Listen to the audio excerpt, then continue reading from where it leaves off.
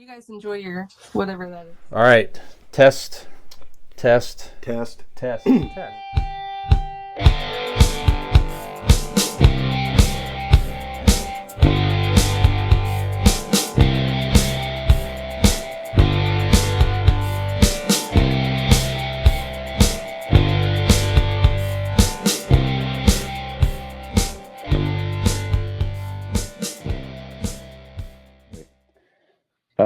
Some may say that for the halftime show, the Super Bowl, guys. Kendrick Lamar. Did you watch the Super Bowl halftime show, gentlemen? Yes.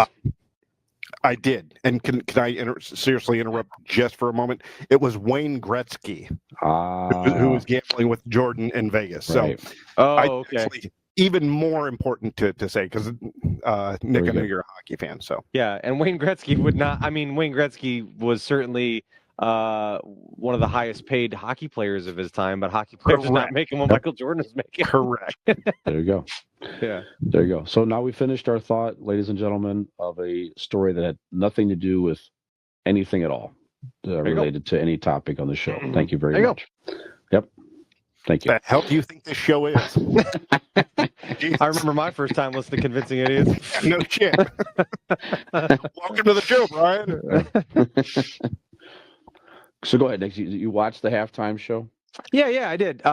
Typically, especially if it's a game, I rarely anymore cared too much about the Super Bowl or like have a bear in the fight, as Dean would say. But I do tune in to usually watch the halftime show because pop culture wise, it's something, and so I enjoyed the halftime show this year. That is coming from a Drake fan, so that's really saying something. But yeah, it was good. I really enjoyed it. I thought it was. There's a lot of cool Easter eggs in there, and I thought it was very interesting. The whole production of it and being the time in this country that we're in right now, I thought it was very fitting, and I really enjoyed the fact that he was this halftime performer at the Super Bowl. So yeah, I enjoyed it. I thought it was pretty good. Dean? I don't know if I could. Well, I know that I couldn't pick Kendrick Lamar out of a lineup, nor could I say, "Oh, that's one of his songs." I couldn't. But Carter was watching with me, and my 13-year-old son was telling me all about it. Like, he's into it.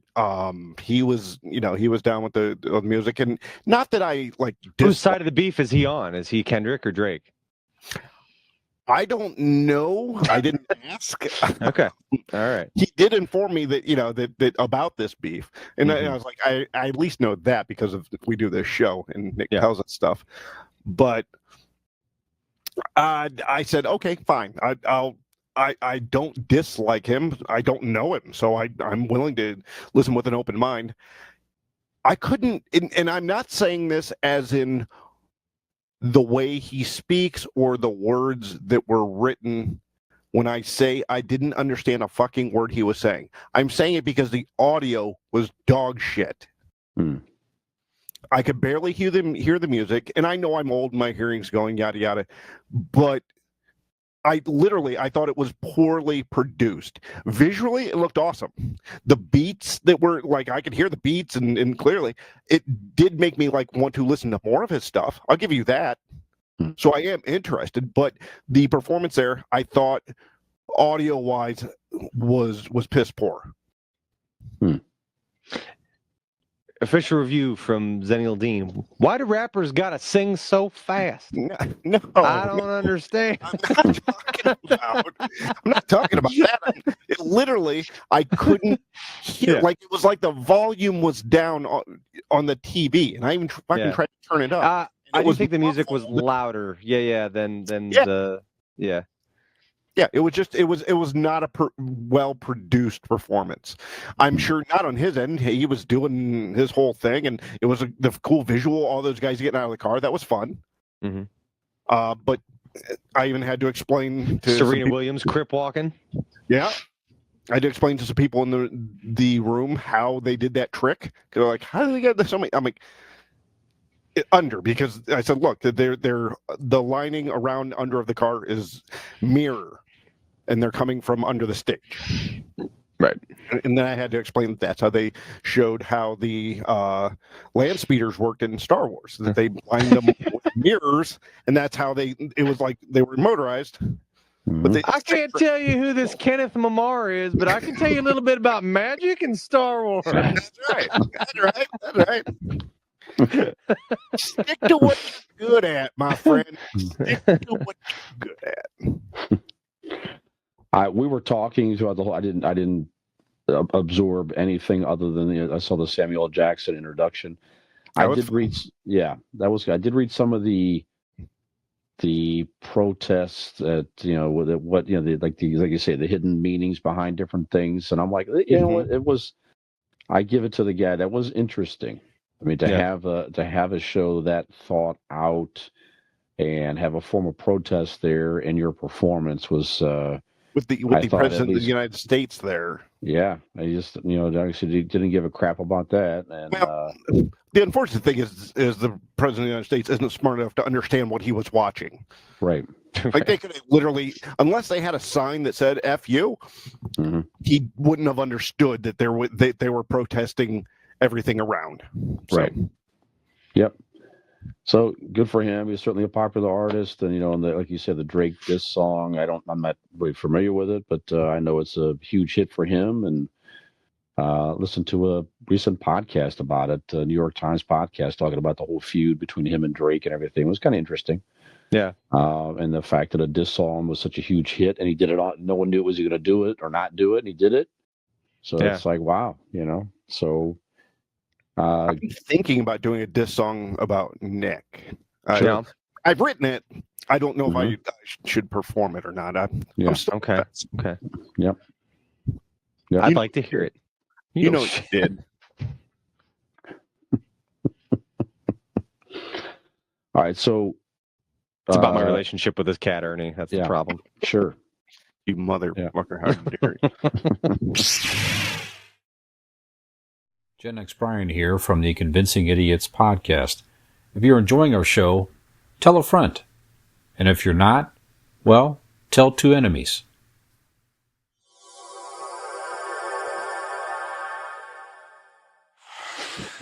Am I shit in public?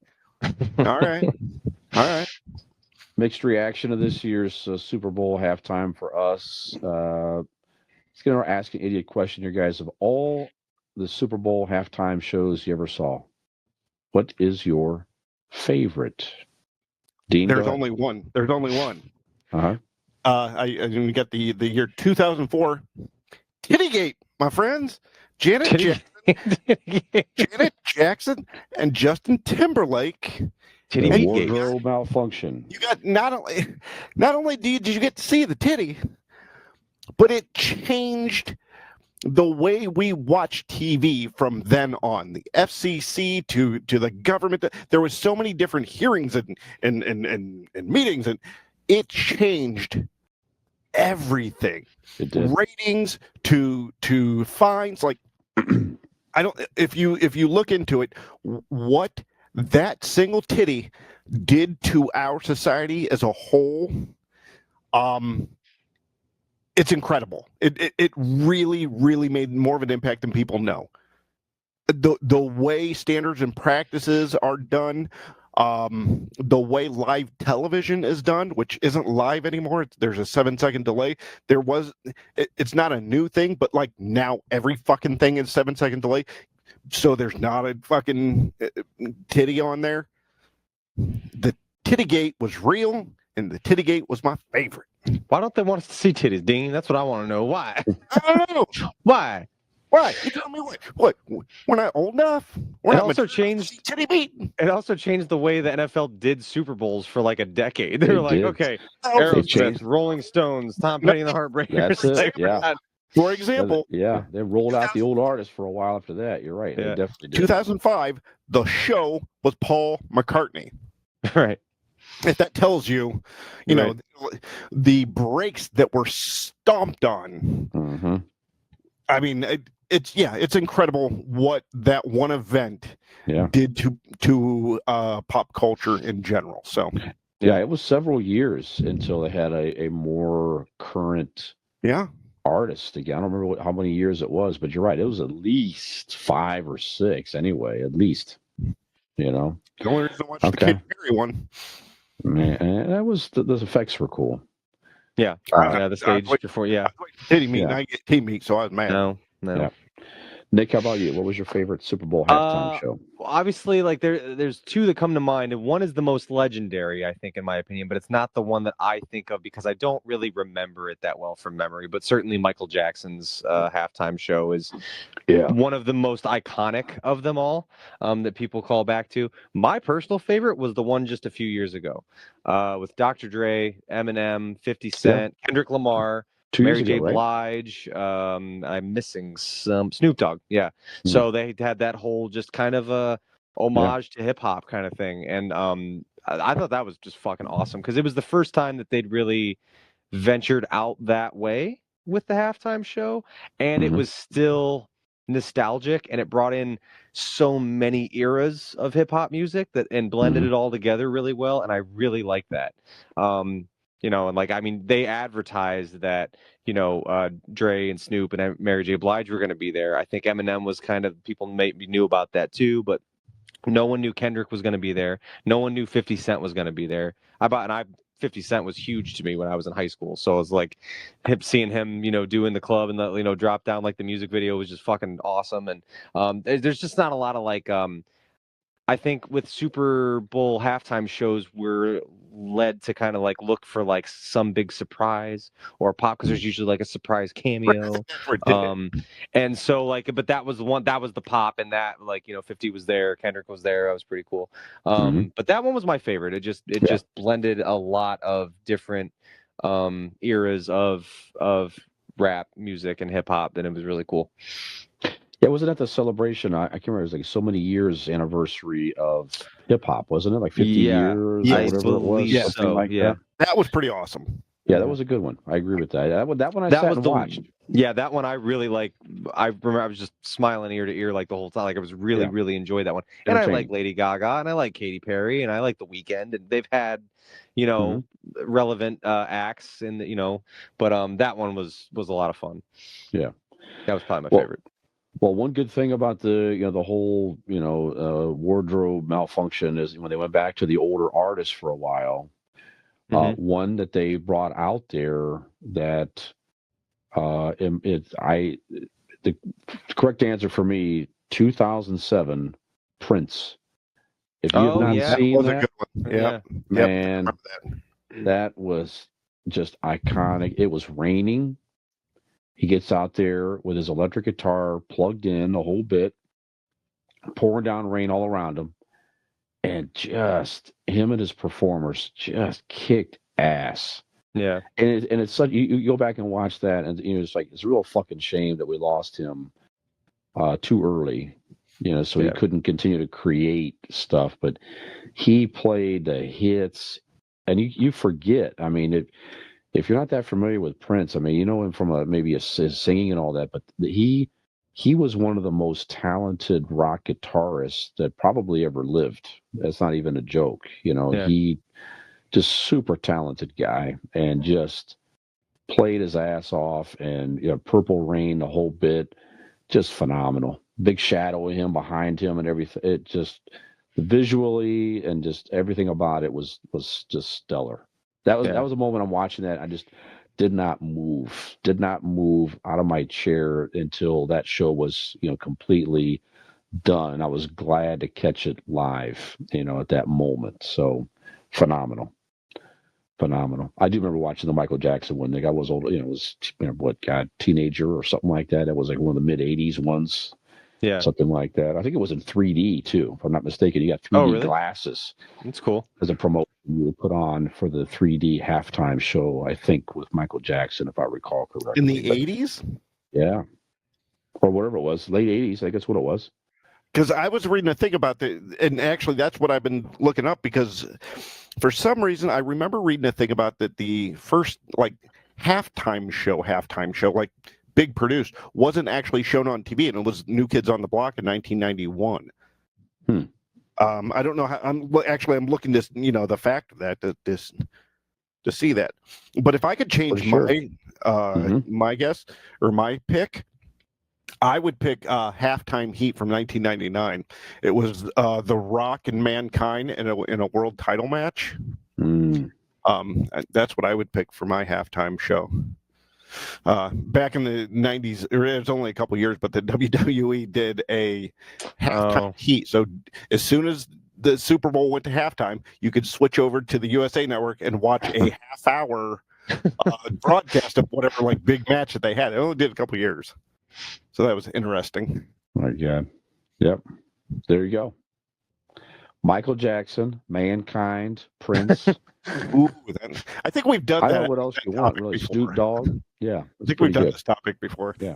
Hi, everybody. Gen X Brian with Millennial Nick and Zennial Dean. We need more people besides Nick's mom watching us. Give us a like and subscribe.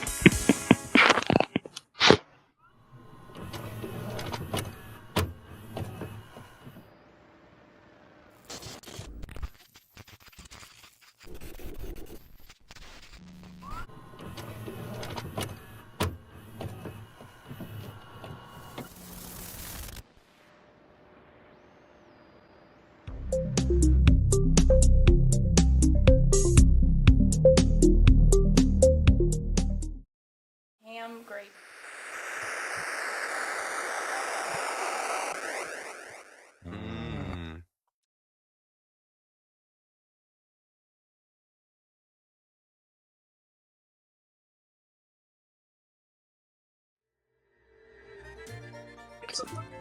Nick, with the combination of the hood and the jacket, you look slightly homeless. Thank you. I mean, if you're going for that sort of thing, you look terrific.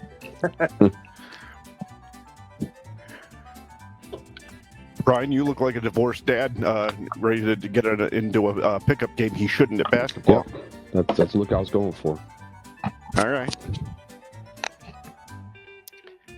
I mean, just so you guys don't, feel that I'm just picking on you, I look gorgeous. Thank you.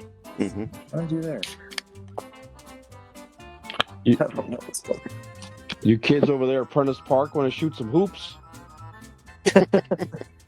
Oh, you boys don't know what you're in for. Back in my day. I learned from Larry Bird. That's right. No, never heard of him? Let me tell you about this mustachioed fella.